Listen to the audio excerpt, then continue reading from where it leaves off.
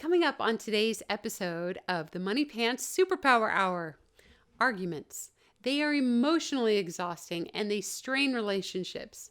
Today we're going to talk about how to spot an argument, what to do if you find yourself getting into one, and how to avoid them in the future. We'll talk about the motives your kids may have for arguing and some of the false expectations parents have for arguing. We are also going to discuss the differences between using gimmicks to try and get the behavior you want versus focusing on the responsibilities you actually have control of. And then we're going to share the 5 ways that Moneypants helps your family avoid arguments in the first place. All this and more, but first, the joke of the day. After a night of partying, 3 women, a redhead, a brunette, and a blonde, wake up in jail, only to find out they're going to be executed in the morning. But none of them can remember what they did the night before, and they all believe they are truly innocent.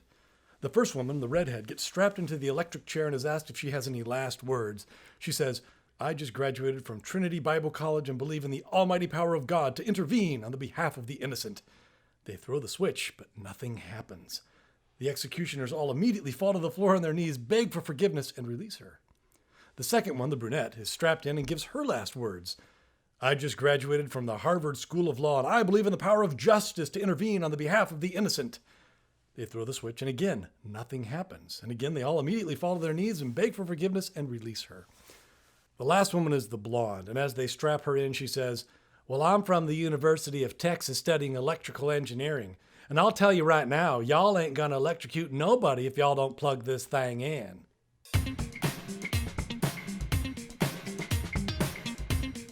Hello, everybody, and thank you for tuning in to another episode of the Moneypants Superpower Hour. We are your hosts, Hannah and Fontaine Judd, and we are the proud parents of 8 sons and 7 daughters, ranging in age from newborn to college student.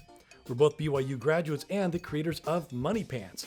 Head on over to CaptainMoneyPants.com to learn more about what we do and what we're all about. We believe every person on this planet has been given at least one superpower to help them accomplish their unique mission in life, but the only way to unlock those superpowers is through work ethic. That's when greatness happens. And that's where Moneypants comes in.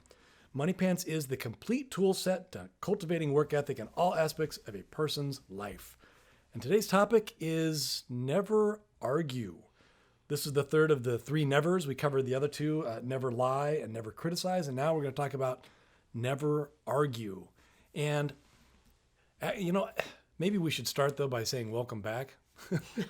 from our vacation, our little trip to Yosemite. That was kind of fun. I enjoyed it. Well, I don't know how much we enjoyed Never lie. Remember the previous episode? Never lie. All right, so it was a little stressful. We had twin newborns in a cabin. And our kids got the stomach flu. Yep, just not. So, okay. That wasn't much of a vacation, but okay. Having said that, let's get into the topic of never argue. And I think maybe the best way, Hannah, would just be to start off with an example. For instance, how about there's a mom who asks her teenage daughter to clean up a spill made by her younger brother. And this is how it would go. It would be something like, "Nancy, will you please wipe up that mess in the kitchen?" "Why me, Mom?" "Because I asked you to." And already the mom's getting a little irritated. And Nancy says, "Well, I'm busy." Mom says, "I don't care if you're busy. I asked you to clean up that mess. Can't you just clean up the mess?" "Mom, I have things to do. I don't have time to clean up messes after other people. I didn't make the mess." And the mom says, "I know you didn't. Your younger brother did, but he's down for his nap right now, and I'd like you to clean it up, please." And Nancy says, "Well, I don't want to, and I'm not going to." No, okay, something said. Mom says, "Excuse me?" The tension's rising here a little bit. "Yes, you are." And Nancy says, "No, I'm not. You always ask me. It's not fair. I'm not doing it. Go ahead and make me." The mom says, "Oh, I'll make you all right." And then mom does, and then at this point, because the tension has risen and they get more and more irritated and aggravated, mom does something she regrets. Maybe she grabs Nancy's purse from her and throws it on the ground, or breaks something, snatches her phone away or something like that. And mom does something that she regrets, or maybe she rips her coat. I don't know. And mom does something she regrets. That's an argument. That's you say or do something that you were going to regret. Yeah. In a fit of rage or anger. So Let's get into that. Let's talk about well, first we have to say, what do we mean by arguing? Because there are different definitions. For example, you can find definitions where, a discussion's different than debate, different than arguing, different than fighting. When we're using the word arguing here, we're talking about fighting, where people are getting nasty. Well, okay, so the dictionary definition that we're going to use to define arguing is exchange or express diverging or opposing views in a heated or angry way. And I want to point out that's the key. Is for it to be an argument, there's got to be anger. That's our definition. That's our working definition of basically any time you're having a discussion with somebody and anger is brought in, it's no longer a discussion. It's an argument. As soon as anger comes in, and this applies especially to parents, if you find yourself getting angry, you're in an argument. It's really that simple. You're hooked in. Yep. But it's that angry resistance to a request. Basically it's a power struggle. It's a fight. It also, when you're responding and your responses start becoming personal and become insulting to the other person, like you're trying to upset the other person or insult them or put them in their place, and it becomes very personal. Right. Where you're well, you're kind of using manipulative techniques to kind of force them to do what you want. Yeah. Well, you're no longer discussing something going on. You're making personal attacks on the other person, which normally happens when you're angry. Yeah. So, and I should clarify. I mean, you can be angry. There's nothing wrong with feeling angry. It's what you do about that anger that, because you can say, I feel angry right now. There's nothing wrong with feeling angry. There are times that you should feel angry. It's when you end up losing control of yourself, where you're saying or doing things that... It's the lack of your control. Yeah, you've lost... When you lose control in yourself, where you start saying things or doing things that you, if you were calm, you wouldn't be doing. And I also want to clarify, when we're talking about arguing, we're just going to focus on parents and arguing with kids and kids arguing with parents. So we're not going to focus on kids arguing with each other. We discussed that in a previous podcast where the 5 steps of becoming a peacemaker in the home and also resolving concerns and issues during family council. We've already kind of covered that. So, but today we really just wanted to cover how to avoid getting sucked into arguments with your kids. And this can be any age group. This can be, your 4-year-old could try to start an argument with you all the way up through, your 18 or 19-year-old kids still living at home. Yeah. Everybody in the family will try out this technique of arguing. Some people, different parts of the country, different cultures, within our country call it different things. Some people call it talking back. Oh, where there's talk, there's the disrespect. Yep. Yeah. So, but basically, I think the easiest definition of arguing is just fighting. Yeah. That's it. That's what it boils down to. So we're going to use those words interchangeably. So what would have been a better approach to that example I just gave, where the mom wanted the daughter to clean up a mess made by her younger brother? Which, it's true, it's not her job per se, but the mom needed it done. The mom couldn't do it. She needed some help. She asked the daughter, what would have been a better approach? And the easiest would be, if you're using Moneypants, mom should have said, Nancy, would you like some quick points? I mean, right off the bat, she's reframed it. So it's, hey, Nancy, can I pay you to do a quick job for me? Yeah. Mom, Nancy, can I pay you to clean up this mess? Your brother broke a vase and I'm worried someone's going to step on it and maybe cut themselves, Yeah, but I can't clean it up right now because I'm on a business call, or I'm in the middle of making dinner. Yeah, and I can't I'm going to burn dinner. And can you do this because I don't want somebody to get hurt? That way, if Nancy says no, Mom can then say, oh, okay, well, I won't pay you, but I still would like you to clean it up. And all of a sudden, Nancy's like, dang it, I missed an opportunity to make some money. I was foolish. Hopefully that'll be enough. But then if Nancy continues, and by the way, at that point, Mom's completely in control of her own emotions. Yeah, she has made no personal attacks on Nancy, Nancy's attitude or Nancy, anything. It's just, this is what I would like. Would you do this? She's asking for what she wants. It's very direct. It's very straightforward. Hey, I'm willing to pay you for it. Okay, if you're not willing, I still expect you to do it. This is all very straightforward. Mom saying what she wants. No manipulation. No personal attacks. And if Nancy still, after Mom says, I'm not going to pay you, but I still want you to clean it up. And then if Nancy still hasn't figured out that Mom's serious, then, she comes up with, some sort of snotty retort like, I don't want to, or I don't have time, or this is stupid. Then mom can say, well, you know what? If you don't say yes, mom, and get right to work, I'm going to have to give you a fee. Please don't make me give you a fee. Yeah, I don't want to give you a fee, but I will. Yeah, and is mom still in control of her own emotions? Is mom Yeah. getting angry? Nope, sure isn't. Oh. So, and at that point, who's the one that has the problem? The ball is in whose court now? Yeah. It's in the daughter's your court. choice. What do you want? Do you want to clean this up? Now you're not going to get paid for it. Do you want to clean it up and for free, or do you want to pay to clean it up because I'm going to give you a fee? Yeah. And if the daughter continues and for whatever reason the mom can say, okay, well, man, that I was really hoping that it wouldn't come to this, but now go give me $1. And the daughter's like, I don't, I'm wrestling frack, and I don't hate this. It's so stupid. I can't. Why do you always blah blah blah blah blah? The mom says, oh man, if you keep this up, it's gonna double. Gonna double. And if the daughter still doesn't get it, the mom says, okay, now it's $2 more, so go get me $3. And if the daughter continues for whatever reason, maybe she's completely lost her mind. I'm not paying you a dime. The mom says, well, you're so stupid and I hate you and all those things. Well, mom can say, wow, boy,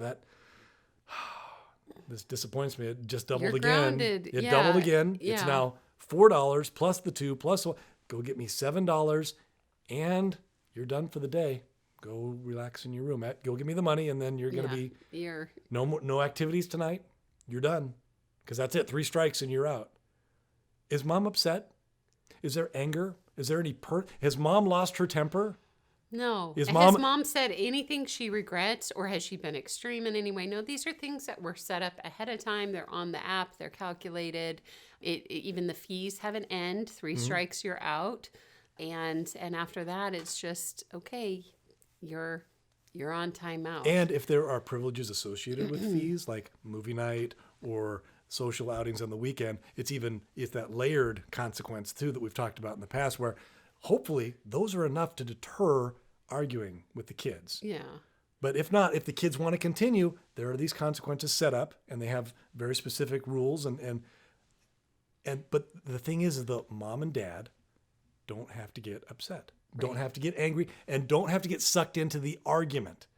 And we're going to talk about that in a second. Yeah, no, if in this case with Nancy, if she was like, you know what, I'm not paying you money. I'm not paying you $3. I'm not doing that. Well, all you do is you enter in on the app. If she goes all the way up to $7 and says, I'm not paying it, you enter into the app that she spent $7 and it was for a fee.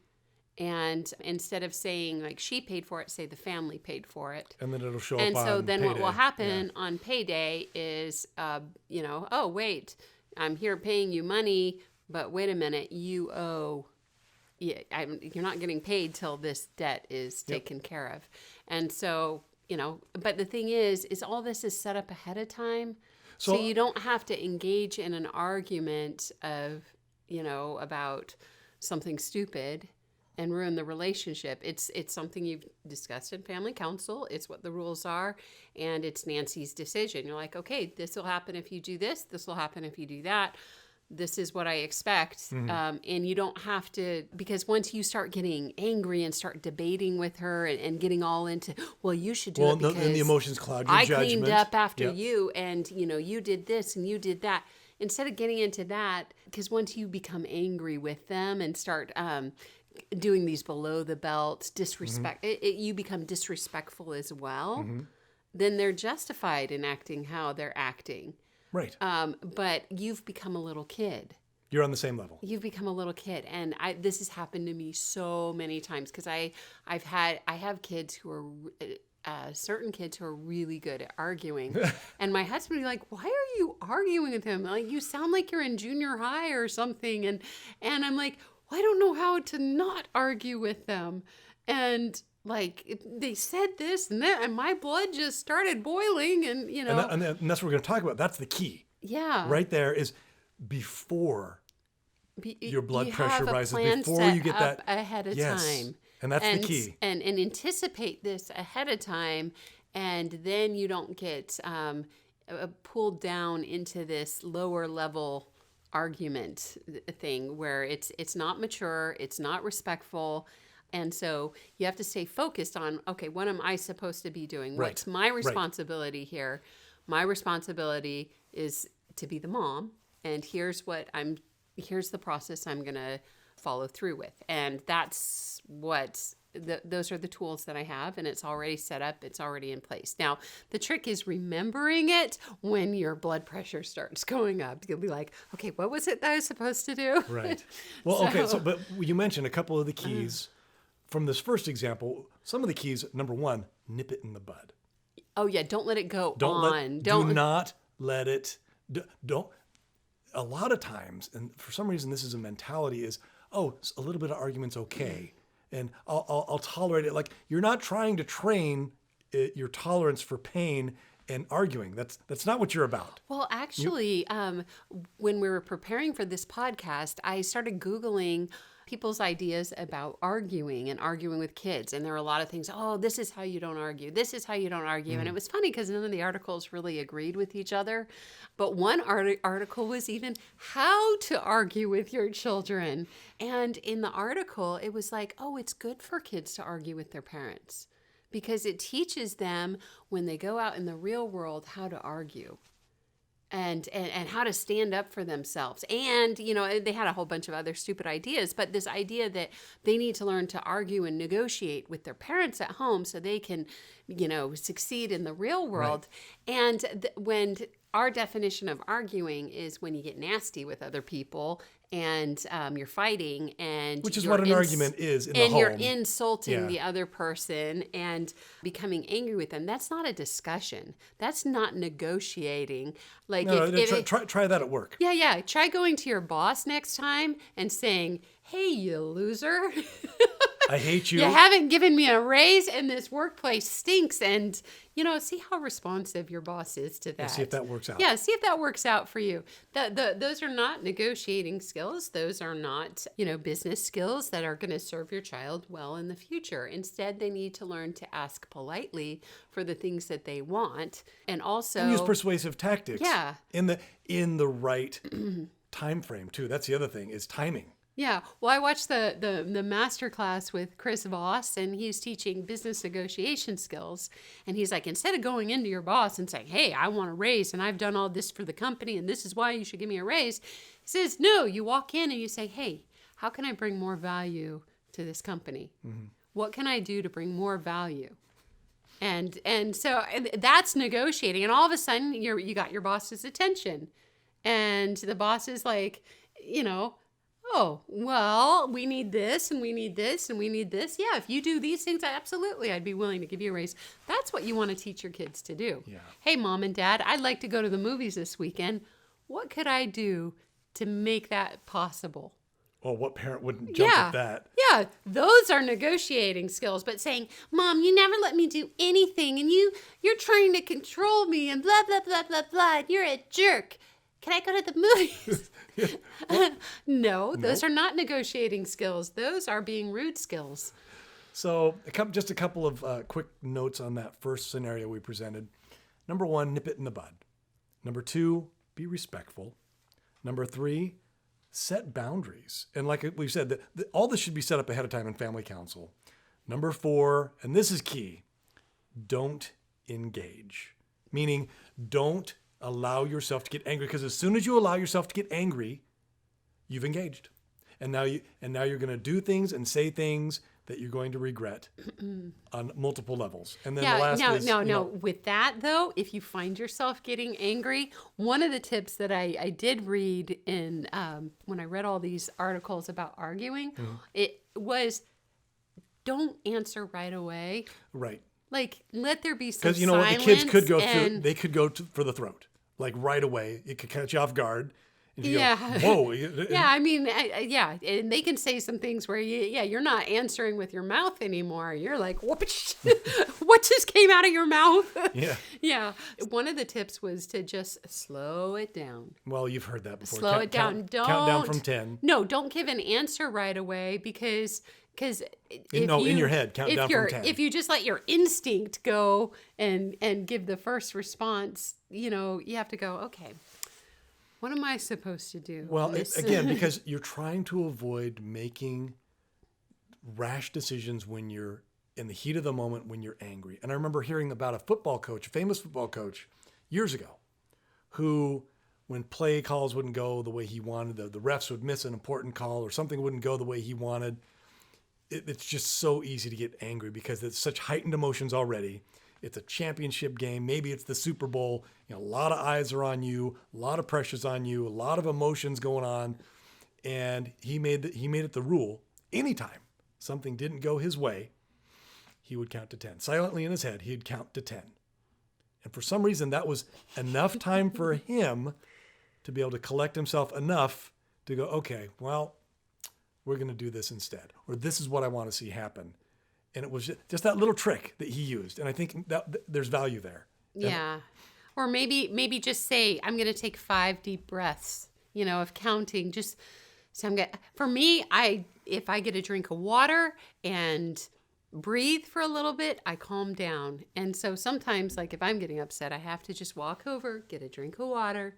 By the time I'm done drinking the water, I'm ready to it helps me calm down. Right. So it just tricks like that just it's something to give yourself a little bit of breathing room so you're not getting sucked into it. Now, you don't get sucked into arguments. I do. And I get more emotional and more, oh, you said that about me? My feelings are hurt, and I get sucked into the arguments a lot. And everybody's easier. different. Everybody is different. Okay, so example number 2. And this is, son comes to his dad and says, Dad, can I have the car this weekend? And the dad says, well, what did we talk about last time? Or, what makes you think I'd even consider that? Because, and right off the bat, the dad's already upset because the father and the son already had this discussion a few days ago. Yeah. And just a little bit of backstory, the dad had already told the son no because the son had not followed one of the rules. Anyway, so the son says, the dad says, no, we already talked about this. I don't know why you're even asking. What makes you think I'd be even considering that? And the son says, well, why not? And the dad says, because last time you brought the car home without gas. And I had to go get gas and it made me late for my meeting. And I told you if you did it again, you couldn't use the car next weekend. And the son goes, but Dad, this is the weekend we're going to the cabin with my friends. Seriously, not cool. Yeah, Dad, not cool, Dad. And the dad says, well, you should have thought about that before you brought the car home without gas. And see how the dad's blood pressure's starting to rise here? Well, you should have thought about that. Yeah, you should have thought about that before you brought the car home without gas, young man. And the son says, Dad, that's so stupid and unfair. Oh. And Dad says, how's that stupid and unfair, huh? You're the one who didn't put gas in the car after you agreed you would. See how the argument is, already pointing fingers back and forth. Yeah. And the dad's blood pressure's rising, and the son has him right where he wants him, by the way. And the son says, you're going to make me miss this trip with all my friends. And the dad says, what? It's not my problem. Yeah, how's that my fault? You didn't bring the car home without gas. And the son says, I hate this family. And the dad says, excuse me? And here's the dad is, working, 2 jobs, trying to put food on the table and sacrificing all this for his children. And his son says something like that. He buys his kid so many things and does so much for the family. And the son has things his dad never had. And, the designer jeans and the nice football cleats and going to a good school and access to the family car, So the dad's like, excuse me? And the son says, well, just because you don't have any friends, you want to make it so that I don't have any friends. And I hate you for that. Whoa. And Dad's now, his blood pressure's through the roof. And he goes, get your bum to bed. Or better yet, get out of my house. And then the son. Which might be a good idea because. Well, one of them probably should leave. Probably one of them needs to leave. But then the son, it keeps escalating and says, what are you going to do, old man? Make me? Your skinny little white behind is going to do what? And here's this, 50-something-year-old dad against his 18-year-old, 220-pound linebacker son. The son knows his dad can't enforce his words. And he's egging him on. He's trying to get him angry. And we'll talk about this in a second so that he can get what he wants. Anyway, and so the dad says, give me the keys. Give me the car keys. And the son says, no, I'm going to the party and you can't stop me. Oh Now, my. here's the thing: is I was reading arguments that people actually have with their kids, Mhm. like because people would write articles about not arguing with their kids, and then people underneath would go, "Hey, I just had this argument, and it Mhm. went like this, and help! What am I supposed to do? Mhm. What should I have done?" And it was interesting, but a lot of these things, this is kind of a typical argument, Yeah. unfortunately. The whole you don't have any friends, like insulting the parents and taking like really low blows at the parents to get what they want. Well, we're going to talk about that in a And second. Why the kids do that? We're going to talk about that and in so just a the second. relationship is getting hurt Mhm. both ways. This isn't a good thing. This isn't a positive thing. And this isn't something that's going to help them in their future when they're married or on the job or anything. So this is definitely not something you um, want going on. Well, let's talk about that. So, I guess that kind of begs the question: is arguing bad? Like, aren't there times? Aren't there times when it's okay to argue? And we talked about it already, where there are some blogs that suggest it's even a good idea to teach your kids to argue, and we really disagree with that. There's never a time where you want arguing in the home You never want disrespect. because it Yeah. arguing teaches your kids to argue and to disrespect you. Because that again, going back to the definition of arguing, it's disagreeing and trying to change the outcome through anger Yeah, and and you see that manipulation. you see that a lot on the internet when people, post comments. They're very rude and disrespectful Yeah. to other people, and yeah, that is the reality of our world today. But let's not contribute to that ugliness. You really think you're going to change somebody's opinion too by insulting them? No, and it just brings everybody down. Yeah, and it brings so arguing in the home, it brings a bad spirit into the home, but going back to the whole team locker room, you're part of a team. There's this, you want this camaraderie and this unity. Arguing does the opposite. It breaks down the unity in the home. It breaks down the team unity. It breaks down. It doesn't work in the workplace either. It doesn't work at home. It doesn't work on this in sporting events, and it certainly doesn't work in the workplace where, how teaching your kids to fight is, and teaching them to argue is a bad thing across the board. Where how would that work on the basketball court? How would that work on a football team? The coach gives a play. Okay, play call. Go run this play, and three of the players go, "I'm not going to do that," and you're stupid, and this is dumb, and why do you always make that call? And it's like, first of all, you'd run out of timeouts really quickly because there's all this arguing going on the sidelines, and you've seen teams like that where they argue with each other. And are those the successful ones? No, they're usually the worst team. They're usually the worst teams. Yep. Infighting is what we call it. And same with business, where I had an experience when I first moved to Hollywood where the first job I could get was at a studio, and one of the guys, one of the stage, I don't know what they're called now, the guys that move all the equipment around. He wasn't an engineer. I can't remember the name of it, but he would mess with one of the other, I think they're called foremans.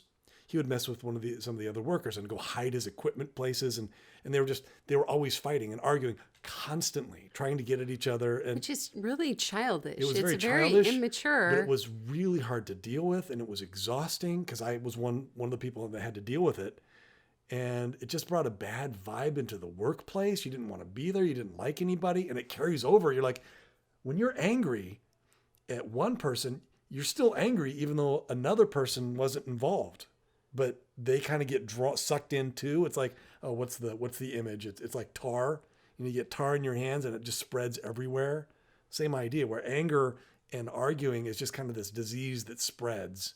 So and that's just it. I think going back to the dad and the son, where the dad had already had the discussion with the son that he couldn't use the car because of the son didn't follow the rules. And so the son's now going to try to argue with the dad. And I'm sorry. You reminded me of The Natural, where he goes, "Losing is a disease." losing is a disease as deadly as the bubonic plague. Oh, that little weasel. We replace that in with arguing. It is, though. It's true. It is. You want unity in the home, definitely. It is contagious, though. But going back to the dad, though, where I think the son in that scenario knew that dad would never lie. And so what's the son's motive with when arguing with his dad? What's the son trying to accomplish? And that's just it. A lot of times kids have these ulterior motives for arguing. And the son may just be upset that dad said he couldn't use the car. And so the son's trying to get his dad mad, maybe to get a pound of flesh. I'm going to punish dad for punishing me. That's one reason why kids will argue. Another reason kids will argue is maybe they just enjoy watching parents get upset. Maybe it's fun to them. Maybe it's enjoyable to watch dad blow his stack. I can't take it. And listen to what fun words dad comes up with. I don't know. Or maybe they've been able to talk their parents out of something before. Right. Oh, the parents have taught them, you can negotiate consequences. Yeah, sometimes this works. Yeah. So, but another reason kids may argue though, just, here's the very common one. We've seen this, Hannah, where kids will argue with their parents and try to get their parents angry enough that the parents do something that they regret. And then the kid feels justified in going off and doing the very thing that they weren't supposed to. And the parent feels guilty, and everybody loses because the kid does something they shouldn't be doing.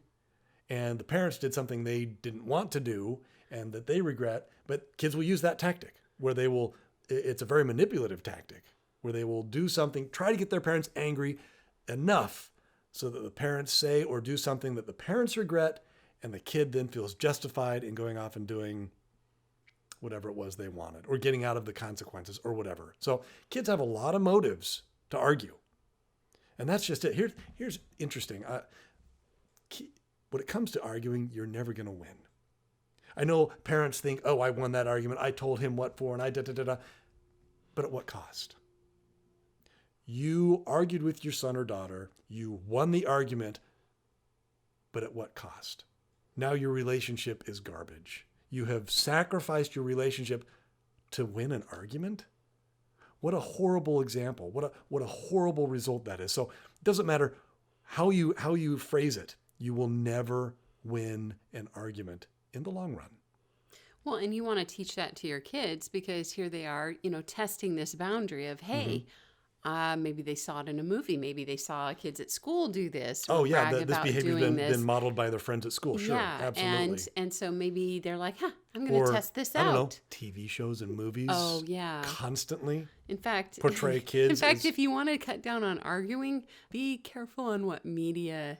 We had a great podcast on that. Yeah, because absolutely. that actually perpetuates it, or really gives that idea influences. that this is what you do and this is okay and this is what people do. No, we did that whole podcast on media and the importance of what media you allow in your home, for sure. Yeah. So anyway, you also want to teach your kids what you just said of, hey, what you're saying right now is hurting my feelings, and so you want this thing, but at what cost?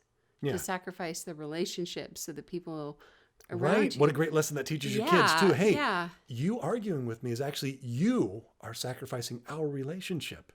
Yeah. And so it's a two-way street. Yeah, it's them sacrificing their relationship, but you don't, that's their decision, but it's this is a teaching opportunity to say, hey, you know what? There's a time and a place to discuss things. But there's also a way to do it. Right. That's appropriate. And by not arguing, you are modeling the correct way of dealing with these sorts of situations. There's an appropriate way to go about if you have a difference of opinion or you want something or there's some sort of conflict. There's an appropriate way to approach that. Mm-hmm. But this name-calling, putting someone down, manipulating. Personal invectives. No, you need to be direct. You need to be polite. You need to say how you feel, what you want, and ask for it. Also, and be respectful if the other person disagrees with you. Mm-hmm. And ideally, this happens in family counsel. Yes. Typically, it's going to be an argument if the kid brings it up at the moment when the consequence is being implemented. That's normally a good sign that it's probably going to be an argument. Yeah. And when they call you names. Yeah. Those two clues are really, really great. But on the flip side, though, sometimes parents argue they have these false expectations where parents will argue with their kids. They will get in a fight with their kids. They'll get sucked into it and they'll argue and they have all these different false expectations that if I argue with my kid, maybe my kids will admit they're wrong. Or if I argue with my kids, maybe the kids will be like, wow, Dad, Never thought of that before. What a great point you just brought up. Gee whiz, I'm going to go tell the guys. My dad's so smart. You know, parents, I don't know if they just, maybe there's this fantasy world or if it's subconscious, but they think maybe by arguing and fighting with their kids. By getting nasty back to your kids. That their kids somehow will glean these great truths, and they won't. It never works. These are falsehoods. Sometimes parents hope that the kids will feel bad for the parent when they're arguing. And somehow they'll come around and be like... And by feeling bad, they meaning like, oh, look, mom's getting mad. Oh, yeah, I should probably stop. I should probably stop. Mom's upset. Maybe I shouldn't argue anymore. I'm upsetting my parents. No, it doesn't work that way. A lot of times that's why they're doing Yes. it. They're hoping you'll get upset. But parents will get sucked into an argument with these false expectations that somehow when you're arguing with your kids, the kids will suddenly come around and go, oh, wow, Dad, Mom, I never thought of, your values are absolutely right. What was I thinking? I shouldn't be going to this party where there's going to be drugs and alcohol. Gee whiz, you guys are such great parents. Or sometimes and parents hope, oh, well, if I argue with my kid long enough, maybe they'll finally go, oh, yeah, you'll finally convince them. Or what's even more of a fallacy, this fantasy world, is parents hope that by arguing with their kids, the kids will turn around and go, gee whiz, Mom and Dad, thank you. Thank you for finally setting me straight. What was I thinking before?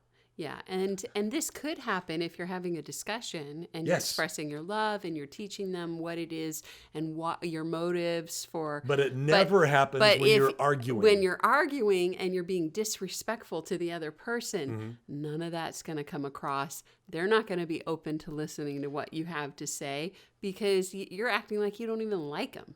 Well, think of it. A good way to think of it is at the, there are a couple of kids and they're fighting at the park. And then all of a sudden they stop and go, oh, wait, you were right.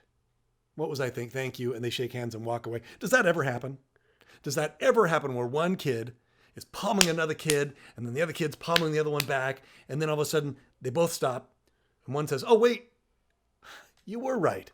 At that fifth hit to the face convinced me that you were right. And that was a foul on the basketball court. You're absolutely right. Okay, let's go back to the game. No, that's fantasy world. It's not how it works. Well, some parents have that idea that fighting in the home and arguing in the home is going to end the same way, where the kid's suddenly going to, oh, I get it now. Gee whiz, Mom, Dad, thanks. And it doesn't work that way. So don't argue.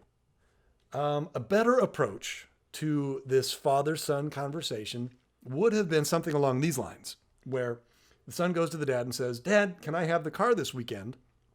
And the dad, remember, the dad and the son have already had this conversation. And it's already clear that the son cannot, but the son conveniently, quote unquote, forgot, knowing full well that his dad had already said no. But the son goes to the dad and says, Dad, can I have the car this weekend? The dad could have said, oh, so you're asking me if you can have use the car this weekend? Is that right? See how the dad's actually parroting back to the son, making sure he's clear on what the son's request is, open communication, and the son feels understood. Like, oh yeah, okay, Dad understands what I'm asking. And the son says, yeah, can I? And the dad says, man, I was really hoping you wouldn't ask again. Remember what I said would happen if you asked again? And the son gives a sheepish look, and the dad says, go give me $1. Yeah, that's a fee. Because the son knew he wasn't supposed to ask again. There have to be consequences for arguing. You have to set those up in family council after a decision is made. And if you continue to argue, if you continue to badger, if you continue to harass Mom and Dad, it will be a fee every time. And this dad would have addressed it correctly. Okay, the son says he wants to borrow the car, but we've already talked about it. So I'm going to iterate back to him, maybe give him a chance to get out of it. Say, oh, you want to borrow the car? Are you sure that's what you're asking, son? And the son says, yeah, can I? And the dad goes, yeah, you remember what I said? You remember I don't lie. So you remember what I said would happen if you continued to ask? And the son now goes, oh yeah, huh? Hoping maybe Dad wouldn't follow through. Maybe that he doesn't quite entirely trust his dad, but it's getting there where the son's finally starting to come around and go, yeah, Dad never lies. And here's another example. And he gives him the fee. Was there any anger there? Did the dad get angry? Was the dad about to blow a gasket? Was the dad about to pommel his son? Was the dad about to kick him out of the house? Kick him out of the house again? No. The dad was calm as a summer's morning. It's because he nipped it in the bud. Yes, and Nipped that's it in the bud. one of those principles. Do not get sucked into an argument. Mm-hmm. And it's quite possible the son, his motive for asking the dad if he could borrow the car was to get the dad's blood pressure to boil, because he knows how upset that makes his dad. Well, let's say in a different scenario, let's say the dad hadn't set up. The dad had instead said, "Hey, you have to get this stuff done in order to go." Right. And so the son asks and says, "Hey, so can I have the keys to the car?" And the dad goes, "Well, we talked about this, and I said you could have the keys to the car under what condition?" Mm-hmm. Well, I had to get my homework done and, mow the lawn and get my job done every day. Mm-hmm. Well, did you do that? No. Okay. Well, that was our agreement. And so you know what the answer is.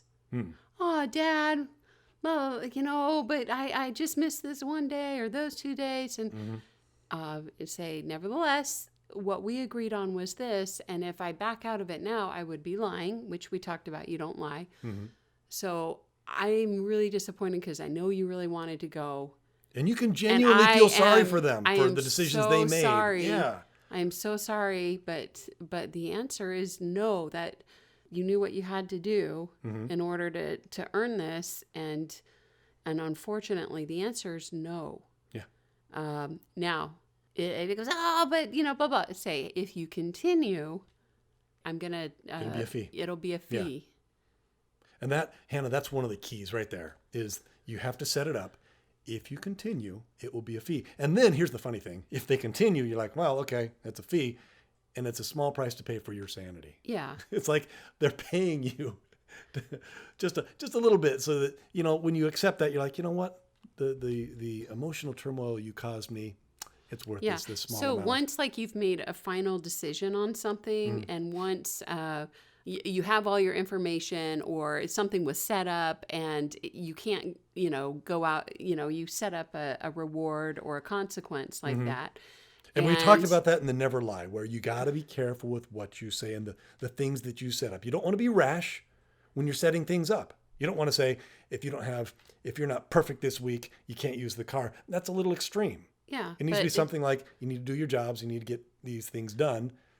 And you have to get all your homework assignments turned in, or something like that. You got to watch what comes out of your mouth when you set it up to begin with. But then once you've set it up and everybody's agreed, stick to your guns. Yeah, say, absolutely, you can use the car. Here's what I would expect. And kids will engage in argument in the attempt to get you to change your mind. Yeah. To get you to actually manipulate you out of that. Yeah, and so... But if you do that, you're going to teach them, if you give in, you're going to be teaching them to negotiate consequences, which is what you don't want. And you teach them that your word doesn't mean anything. And we talked about in our last podcast about never lying, but this one is, okay, you're not going to lie, but don't when you're implementing that never lying, the next part is don't allow, when you're trying to stick to the never lying thing, don't let this torture process go on. Right. So that's what this is about, is where you've made a final decision and you have all the evidence, or it was something agreed on ahead of time and it was very reasonable. You need to nip it in the bud.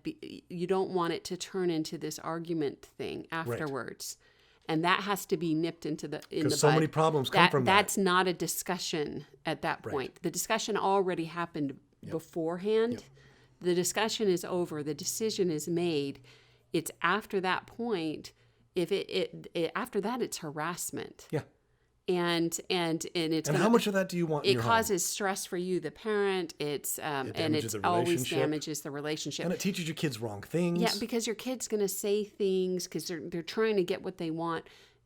Chances are they're going to say things that are going to hurt your feelings, even if you don't retaliate. And that they're going to regret. Yeah, that they're going to regret. So it's just better to just nip that in the bud. Say, hey, this conversation is over. If you continue it, there are consequences for that.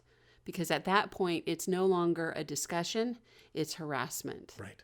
So let's talk about that. Let's talk about the arguing do's and don'ts. and we'll start with the do's. So when trying to avoid arguing, one of the great do's, and we've talked about this, is explain to the kids that it's okay to question authority.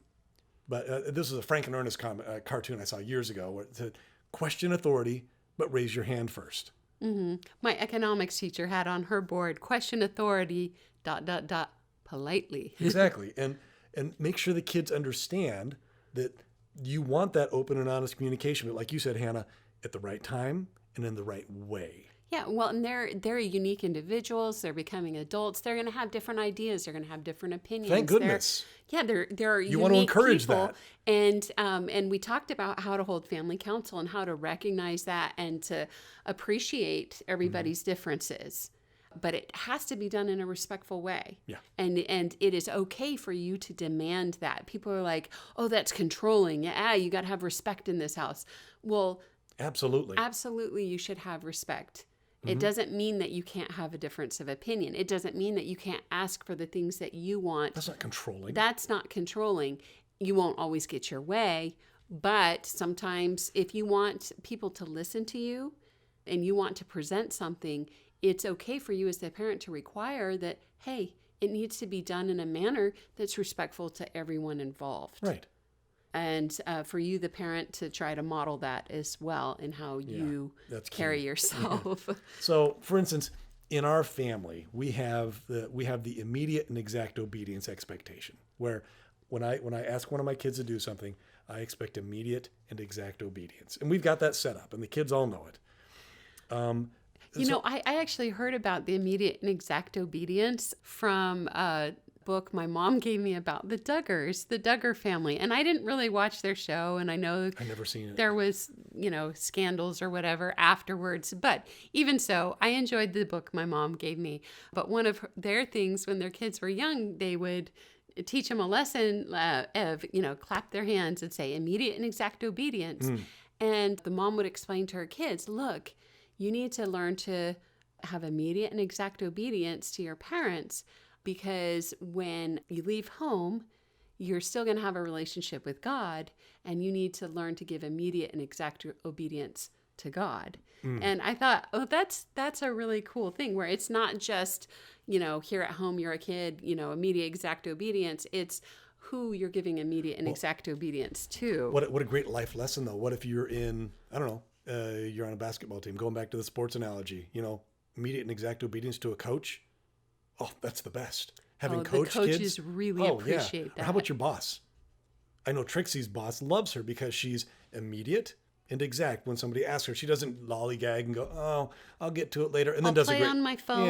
Yeah. And no, immediate and exact obedience. So a good example would be, she already got a raise already. She's now she's training other people. Yeah. And she's a star employee. But for instance, so we would add. Now, I want to explain what an argument is not. So, for instance, I will ask Superstar, I'll say, hey, will you please take out the garbage? And she'll say, yes, Dad, and start taking out the garbage. And the yes, Dad lets me know that she heard me, so I don't have to repeat myself. But then she starts taking out the garbage. And then she says, as she's taking out the garbage, she says, I'd be happy to, but this is Falcon's job. Remember how we changed it last week? Is she arguing? Can this wait until family council? No, this is not her job. And it's okay for her to speak up and say, yes, Dad, starts doing it. And as she's doing it, says, by the way, this is not my job. This is Falcon's job. And it may just be that I forgot or I called the wrong person. That's acceptable. Yeah, that's respectful. How she brings it up. Yeah. Mm-hmm. And that's what we're talking about. When sometimes things can't wait for family council. And so the correct way to deal with problems or disagreements at the moment is still to be respectful. Yeah, still obey, but say, are you sure? You may have forgotten, but we switched jobs. Well, I like how she's already starting to do it. Yeah. Because maybe I did know, and I just wanted her to do it anyway. Yeah. So, but remember, and I guess that. But then it's just a respectful conversation of, oh, I know. Yes, I remember that. However, he's not here right now and I need this done and you know how to do it. Or, oh my goodness, you know what? You're right. I forgot. Cancel that. Let me let's get Falcon, but thank you for your willingness to do it. Yeah, See how exactly. then there's like The mutual mutual respect Yep. back and forth. And it just makes the house so much nicer when things are that way. Like, it's like night and day. Well, when So- there's that mutual respect, you respect your children, and the children respect you, it goes a long way. Oh, it changes things. I've experienced both where, I've gotten sucked into arguing, and it really hurts the relationship. Yeah. And you don't feel like a mature adult anymore, and because you're not acting like one, and it just... And you always regret it. Always. Yeah, but when there's that mutual respect, it's so refreshing. So here we go. Back onto this list of the do's and don'ts. I'm just going to run through these really quick. Do. Explain to kids, question authority, but raise your hand first. Do remember that it takes two to argue. Do remember that as soon as anger enters the equation, it's no longer a discussion, it's an argument. And remember to disengage and to attach consequences for continued harassment, like we talked about. Hey, case is closed. Discussion is over. If you want to bring it up again, there's family counsel, but don't allow your kids to torture you. Yeah, nip it in the bud. Yep. Don't let it turn into... And, we talked about this. You've got to have respect to get respect. The great movie quote. But also, there's another thing. One of the do's is you got to remember that kids' brains aren't developed all the way. And I'll talk about that in a second. And then another do is focus on what you can do, not on what they do. Remember, the only one you can control is yourself.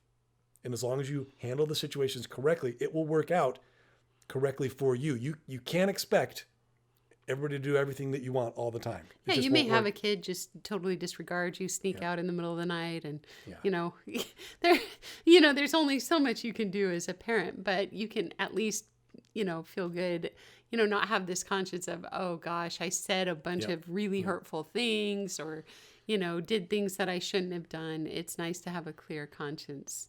And then the last do is to anticipate issues and ideally reserve them for discussion during family council. So I want to go back over some of those. I wanted to talk a little bit about kids' brains aren't developed. You've got to remember that, where it's interesting to me, it's really tough, especially as they get older. You look at your kids and especially teenagers, because they look like adults, but they're not. The science and psychology have clearly established that our brains are developing, and we're becoming... we're able to process more information and to do more advanced thinking, especially critical thinking, not until our late teens, even early 20s. Our brains aren't done developing until we're like 25. Well, it's amazing to me, like when you're a parent, forget psychology. Like if you've even gone to school, any high schooler knows that there's a big difference in maturity level between a freshman and a sophomore. Right. And there's a huge difference in maturity level between a sophomore and a senior. Mm-hmm.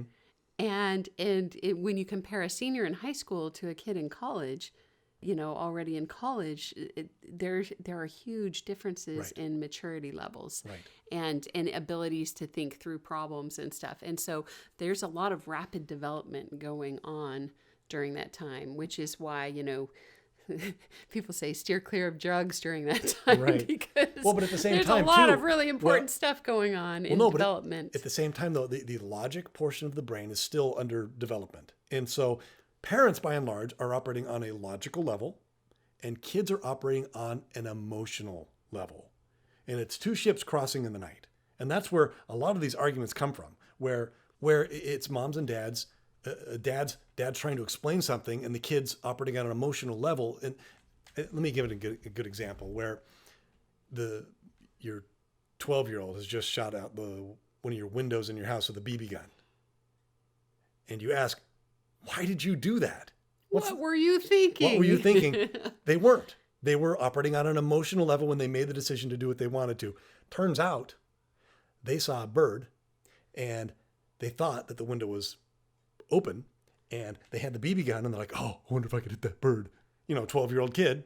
Wouldn't that be fun? Wouldn't that be cool? I wonder if I can. Gets out the gun, shoots, and all of a sudden realizes, oh, wait, the window's not open. Shattered glass everywhere. If you were to ask the kid, what were you thinking? They'd probably say, I don't know. But if you ask them, was that fun? They'd say, yeah.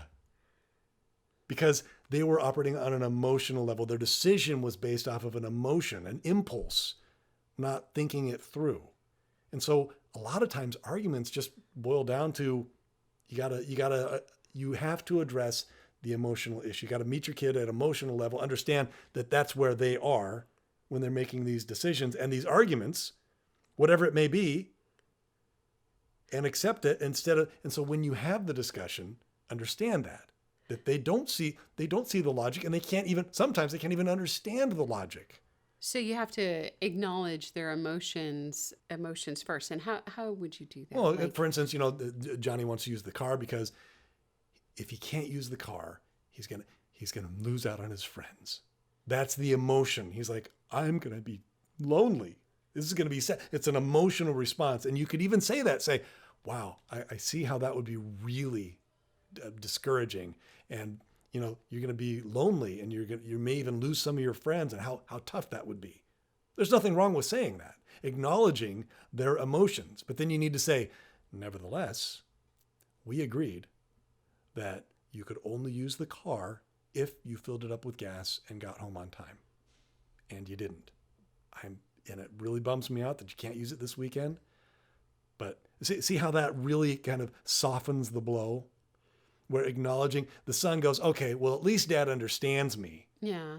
I don't understand him, because the kid can't reason. He can't reason through it. Just his brain hasn't developed to that level where he can't understand dad's logic.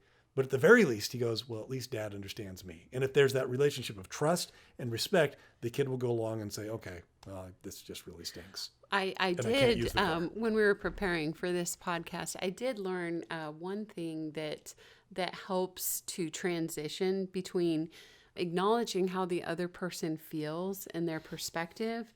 But one thing that helps is to put in a transition, because if your verdict is opposite of transition words, sure. You need to transition, like kind of give them a preparation. You're not going to like this. Yeah, exactly. This is going to be hard. You're probably going to hate me for this. This is going to be difficult. Exactly. That goes a long way. This is very disappointing. Yep.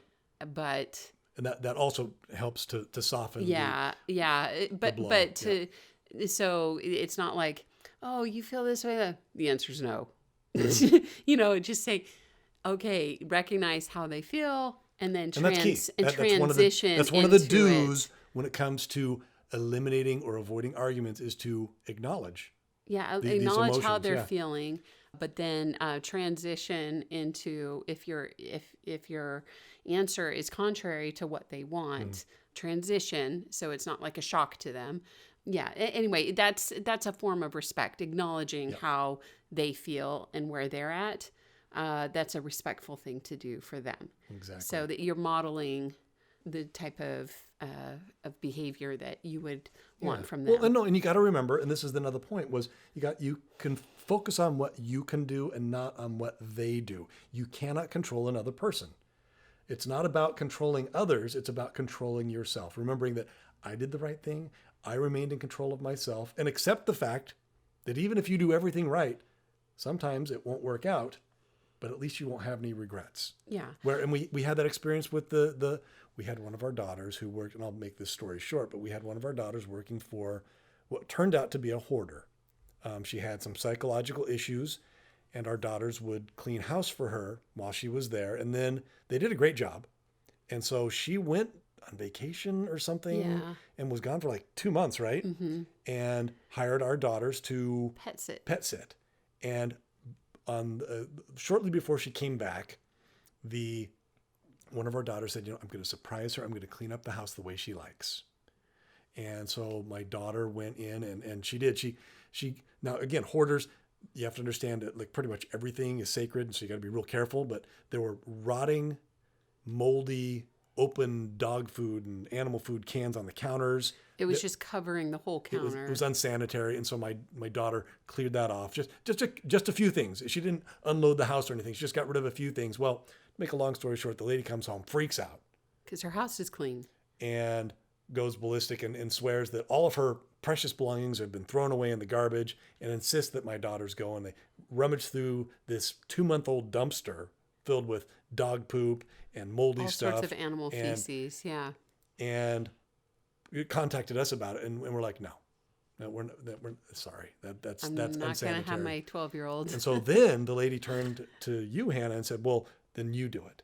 And you said, you know, and you did a great job. You mirrored her emotional state. You're like, wow, Well, I can see how acknowledged frustrated how she you was are. feeling. I mean, I had watched the show Hoarders. I knew how distressed she must feel. Yeah, and you and did a great how job anxious mirroring. she was feeling. And I recognized this. I'm like, so you weren't expecting this, and you're worried, really worried. You're worried your precious things are in the garbage and they're going to get thrown away and taken out when the dumpster leaves, and that my daughter somehow mistook your nice things for garbage, and it was just a big mistake, and that's where you are. And the lady's like, yes, thank you for understanding.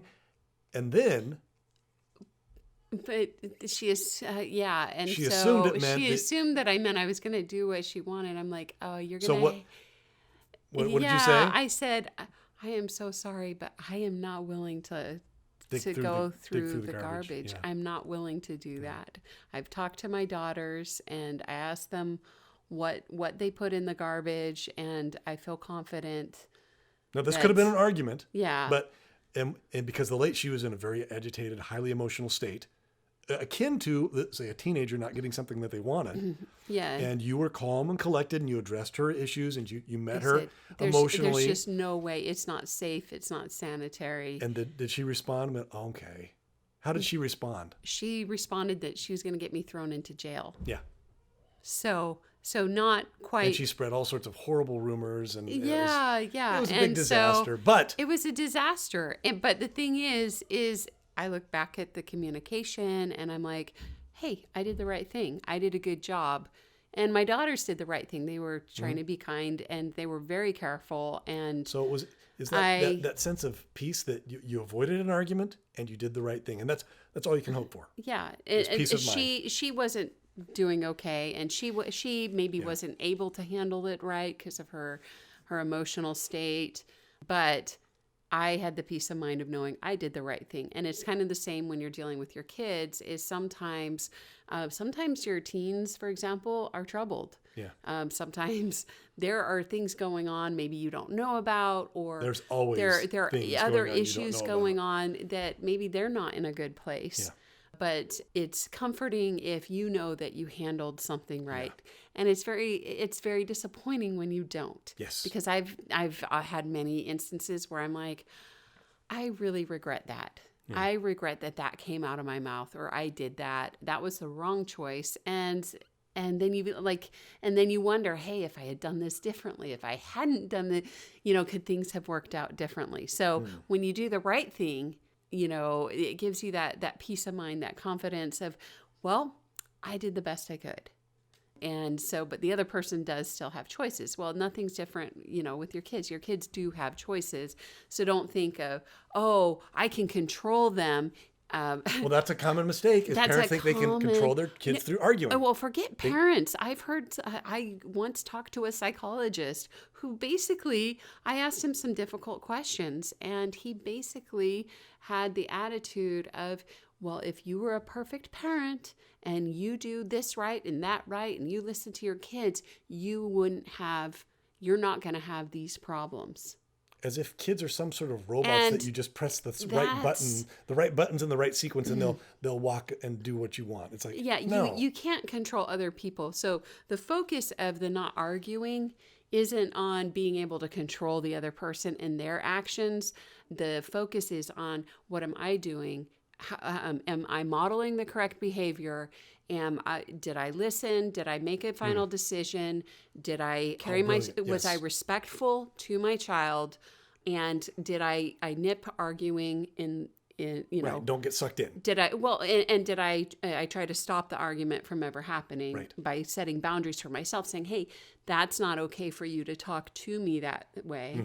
And I'm going to set consequences for that. And that's not something we allow in our family. Yeah. And that's appropriate. All that is appropriate, and it's actually preventing bad feelings. So So those are kind of the boundaries you're working with. But don't think that, oh, that means everything's going to turn out hunky-dory and your kid's going to do everything you want them to do.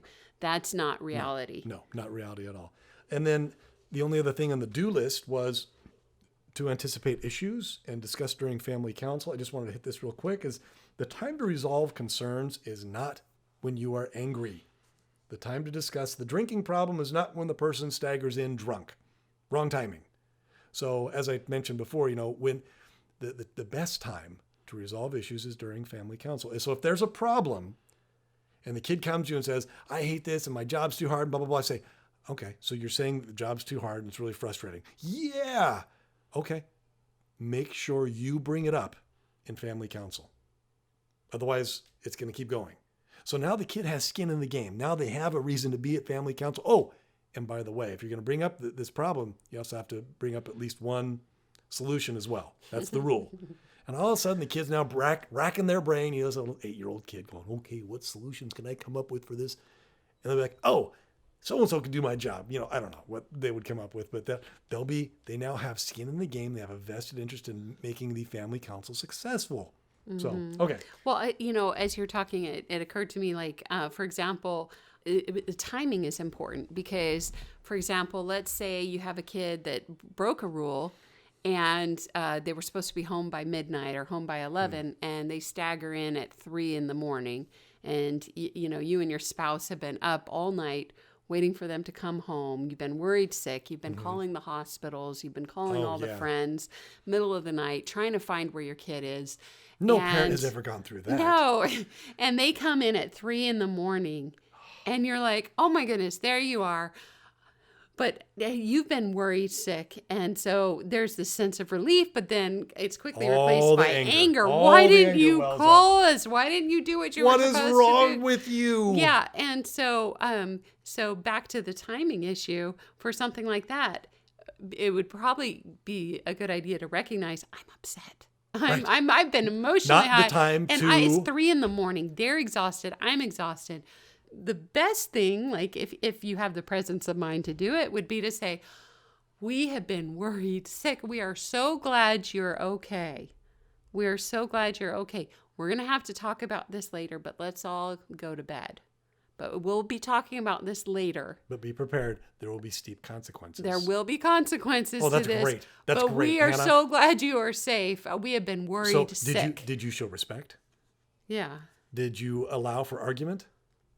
Did you start an argument? Did you make a decision while you were angry? And exhausted? Nope. You avoided that. And you stayed clear, or you made sure that you had the clear boundaries, and you prepared them for, you're not going to like this. Yeah. Yeah. So, but the thing is that's easier said than done, because when you're exhausted and upset, it's really hard to remember, oh yeah, what am I supposed to do? Like, what would be a better choice? So if you can remember this, great. If you don't be too hard on yourself. Right. So those are the do's. I just go recap those. The do's are: explain to your kids to question authority, but raise your hand first. Remember that it takes 2 to argue. As soon as anger enters the equation, it's no longer a discussion, it's an argument. So make sure you disengage and attach consequences for continued harassment. Remember that you've got to have respect to get respect.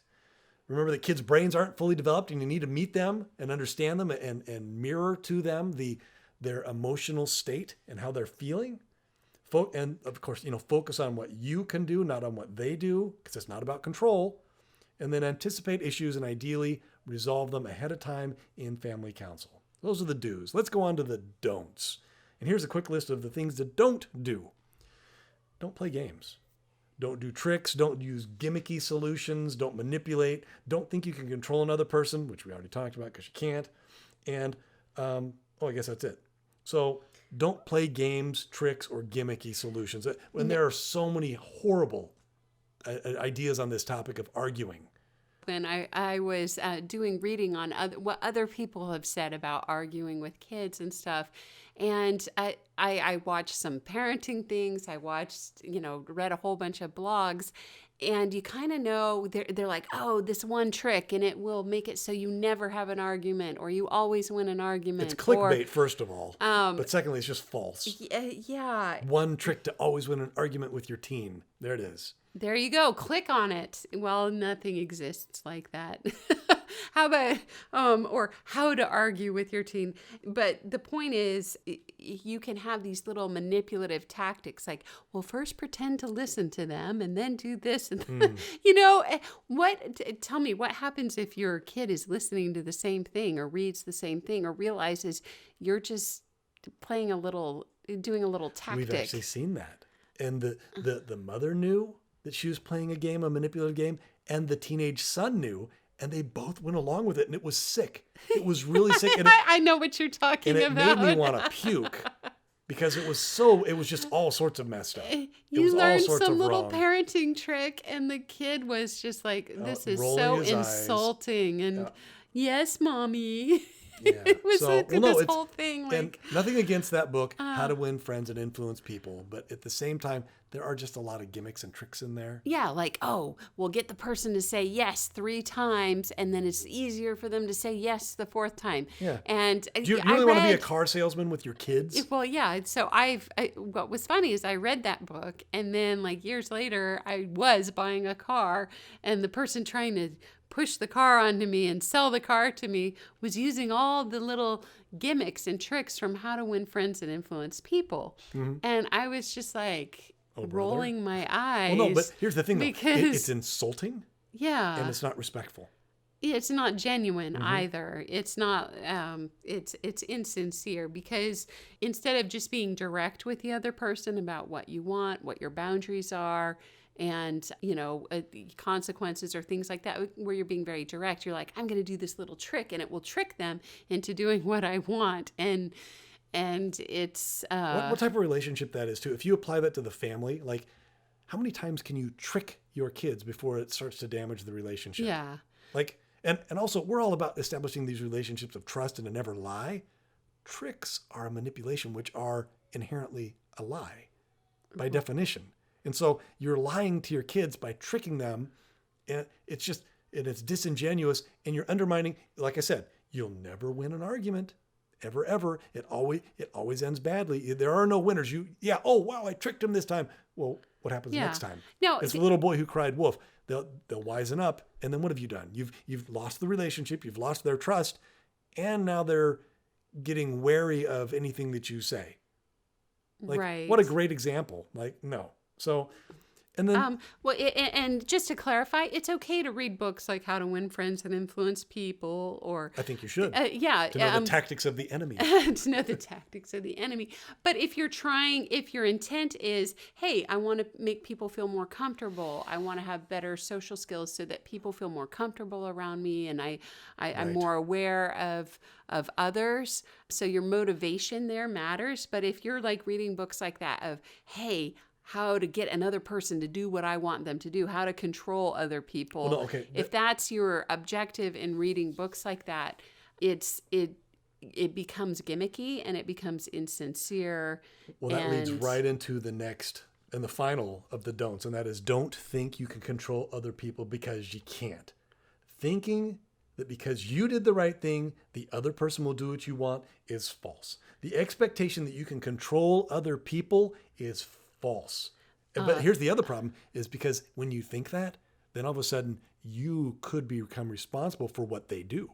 If I have that much control over you and you don't do what's right, then isn't it my fault? When I was in college, some friends of mine gave me a relationship book. It was called The Rules. And it had all these little tips and tricks like, never let anyone see you without your makeup on, and never return phone calls, and only like end conversations this way and that way. And it was just full of like hundreds of little tricks and gimmicks to get a guy to like you, how to catch that guy book. And it seemed fun. I'm reading, I'm like, this is fun. This is. Until she realized that guys didn't work that way. Well, no. And you try them and you're like, wow, that worked. Well, not the guy that you want. Yeah. Not the anyway, guy you want. And these girls were swearing. They're like, hey, this works. This is great. Anyway, but I read this book, and I had read through it a little bit. Well, I didn't notice till later. I get to the end of the book, and the end of the book goes, Okay, so the guy proposed to you, you're married, and you got your guy. Well, wait a minute. He thought he married this girl. The rules can't end now. The tricks can't end now. You have to keep going and keep this up. Don't ever gain weight. Don't do this. Don't do that. Say always pretend you're happy. Never let anybody see you sad or upset. Always do this. Always do that. And then they made a promise. They said, hey, girls who follow these rules of basically always being perfect and, playing all these little games, and their husbands will never beat them. Their husbands will never go out on them and have an affair. And I read that and I was like, what? So basically you're saying if a woman's getting beaten by her husband or he's unfaithful, it's because she didn't put her makeup on that day, or she gained some weight, or she, didn't answer the phone the right way. I was just like, so all of a sudden she's 100% responsible for the bad decisions of somebody else. And it was horrible, but that was the mentality. And I've read other relationship books that it's the same thing. Oh, if you don't want your spouse to have an affair, you make sure you do these 5 things and you can control that. And it's like, it's the corollary is then if they do those bad things, it was your fault. Yeah. What a messed up view that is. Yeah, so messed up. You're the guilty one. It's you. Well, think about parents who did do, quote unquote, all the right things and their kids ended up messed up. The parents live the rest of their lives in the just guilt-ridden trance because, poor me. Apparently I didn't do everything right because my kid didn't turn out right. And it's like, no, you do your best. But at the end of the day, the other person still has their agency. All you can control is what you do. Yeah, that you have the peace of mind that you had respect. So, and I want to give an example. I want to give an example because these relationship books drive me crazy. Also, a lot of these self-help books, the same thing, or even parenting books. They have this underlying theme that if you do this, your kids will do that. It's a math equation. Yeah. 2 + 2. No, they're robots. 4. You press these buttons in this order, and they'll go off and do what you program them to do. And it's not that way. But I want to give a quick example of when a kid comes to you and says, "Hey, I want to go to the rock concert or the party or whatever," and you go, "Yeah, you know what?" You get all the information. Listen, so you want to go to the rock party? You think it'd be a lot of fun? Your friends are going to be there. You'll be back by midnight. Okay, yeah. You're not going to like my answer. But your mom and I talked about it. We don't feel comfortable. We don't feel comfortable with that. We don't feel good about that. And the kid, mom and we did everything right. And it's the right decision too, by the way. And because we did, something was wrong and he shouldn't go. And all of a sudden they start calling you names, making references to your ancestry, hurting their siblings, following you around, bothering you. Well, wait, I thought if I did all the right things, that wouldn't happen. No. Even if you do all the right things, it doesn't mean your kids will make the right decisions. And it won't mean they won't try to argue. They will. So just stick to your guns, attach consequences, be respectful, and disengage. Do not get sucked in. Do not let them make you angry. And here's the key.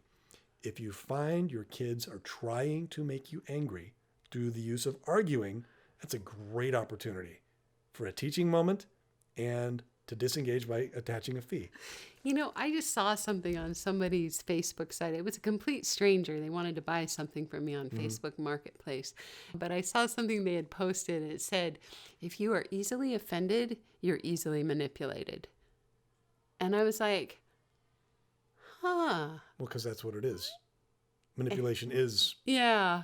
Wow. Because once you get emotionally drawn into something, then you can get manipulated. You can get manipulated. Yeah. So Because our emotions are fickle things. I haven't. I just read it yesterday, so I don't know. I'm still wrapping my brain around that one. But that's good. But that does seem to be the case. If you get emotionally drawn into this and let yourself do that, then you're opening the door for yourself to get manipulated. So, just to finish up, to wrap this up, the last thing I wanted to talk about real briefly was just a few of the tools that Moneypants gives for avoiding arguments. Well, okay, yeah. When we were going through all the different articles of about parents and arguing, a lot of people left feedback on different people's blogs, and they would share stories of arguments that they had with their kids. And what we realized when we were reading through those is that when you're using Moneypants, it actually eliminates most of the topics that people argue about. Well, that's the neat thing about Moneypants. If you're implementing the Moneypants system, it actually eliminates a lot of these problems right off the bat. You know, where the argument about the kid at the store, this is the classic. The 13-year-old girl sees the keychain at the checkout aisle. You know, it's the cute little whatever teddy bear. She goes, "Dad, buy this for me." And he goes, "No, I'm not going to buy that for you. It's $8. It's like worth 50 cents." And she goes, "You never buy me anything. I hate you." And whoa. And the dad goes, "How dare you?" You know, and he's there in line. He's feeling his blood pressure rising. He can't believe his daughter's throwing this little tantrum. And he gets in an argument with her. Well, with Moneypants, that wouldn't be an issue because she'd be, "Dad, buy this for me." And he'd say, "Well, do you bring your money? Do you have enough money for it?" I mean, that's it. Yeah. Trust me, I don't argue with my kids about this ever because they know. Yeah. Oh, sure. Did you bring your money? Yeah. Do you have money in your fund? We never money have that piggy argument. bank? Never have that argument. Absolutely, you can. And a lot of these arguments that we were reading on these blogs, they disappear once the kids are responsible for their own jobs and have their own money and their own spending plans. So, but here are a couple more tools and we've already mentioned most of these, but here are some of the other Moneypants tools.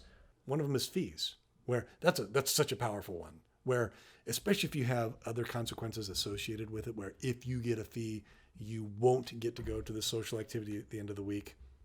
That goes a long way. So the kids are doing everything they can to avoid a fee, but also there's the monetary. We talked about this too, the power of cold hard cash. That's such a great topic. But we talked about that where when the kid hands over money that they've worked so hard to earn in the form of a fee, it's a real great deterrent to anger. So fees go a long way, and they also make me feel better because I use that to go and take the kids on dates.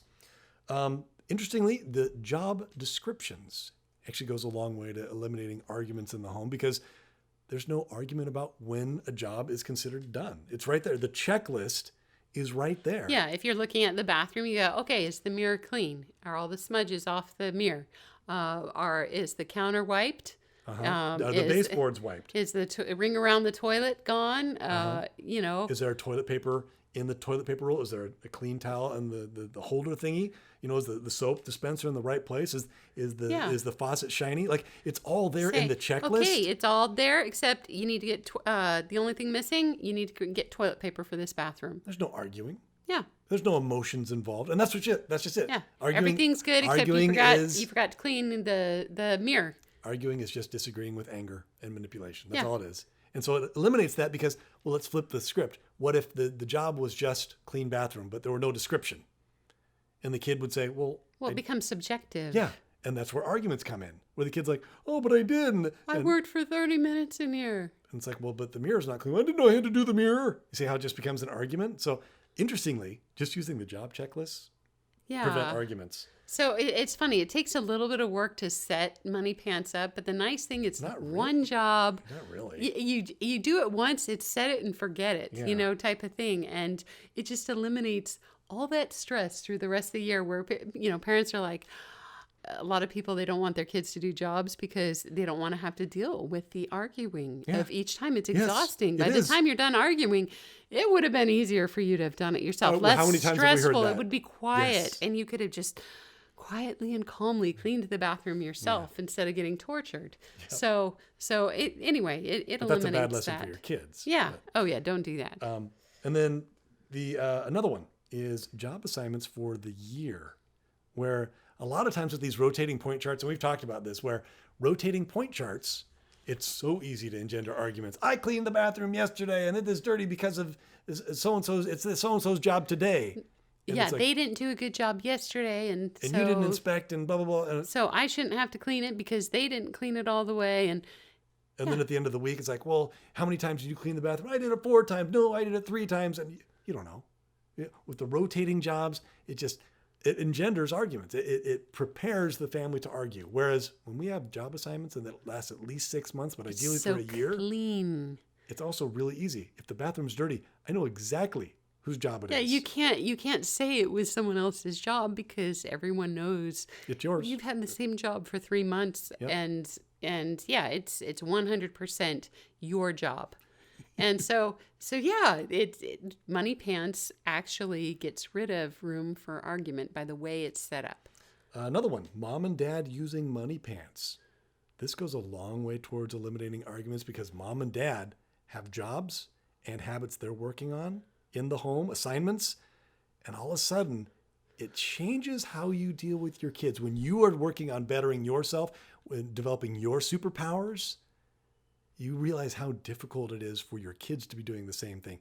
When you have an assigned job, and you're no longer the mom, the martyr, where mom does everything and cleans and does the laundry and everything. When all of a sudden it's no longer mom, the martyr, but it's mom, the team player. And mom's in there going, oh, wow, this really does change the dynamic. It has a tendency to switch the vibe in the home where arguing really isn't something you want to be involved with. Where before, if mom was the martyr doing everything, she would have no problem arguing with the kids because mom's angry at them already for not helping out. And so mom's going to get her pound of flesh. She's going to manipulate the kids into helping out or whatever. But once the family develops this team mentality, Where everybody's agreed, everybody's working together yeah. to help each other develop and to keep the house in order and to run the home and also to develop everybody's superpowers. Working together with individual responsibilities. It really changes the dynamic, and the arguing just kind of has a tendency, not always, but has a tendency to kind of fall by the wayside because you're no longer arguing about who's going to do what. And mom and dad are part of the team as well. And the kids go, oh, mom and dad are doing these things too. And they see, it's just cool. It's really cool to see mom and dad developing their superpowers and helping out around the house with very clearly defined responsibilities. And that goes a long way. Clearly defined responsibilities. It actually eliminates a lot of fights between mom and dad. Right. But yes, it does.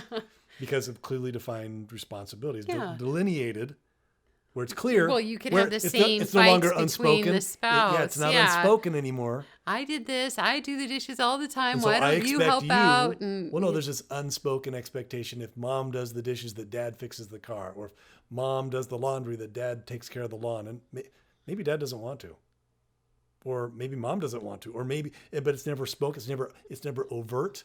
Mm-hmm. And so having it clearly laid out really does go a long way to eliminating arguments and fights. And then the last one is, we mentioned this ad nauseum, but it goes in here under the category of money pants tools that help avoid arguments is family council. Boy, does that help. Holding regular family council, even if it's once a month, but ideally once a week, holding family council. At worst, once a year. Well, no, and it can be 5 minutes at the dinner table. It doesn't have to be this elaborate thing where you print out agendas and everybody with their clipboards. No, it can be something simple, 5 minutes at the dinner table right before or after dinner, but just a family council. Okay, here's the new problem that we've run into, effective immediately, that nobody can be out past midnight or whatever. Just make sure you write it down. Well, yeah, that is key. You do have to That is one of the keys to family council. And we have that great podcast all about family council. So those are kind of all of our thoughts when it comes to avoiding arguments with your children. How Money Pants helps avoid arguments in the home. And if you like what you hear in this podcast, please tell your friends. They may want to listen too. And if you have a suggestion for a future podcast, go to our website under support and click Contact Us. Send us an email and we'll get right on it. And that's it for today. Enjoy some Falcon Jasper fabulous fantasy fanfare. We'll see you next time.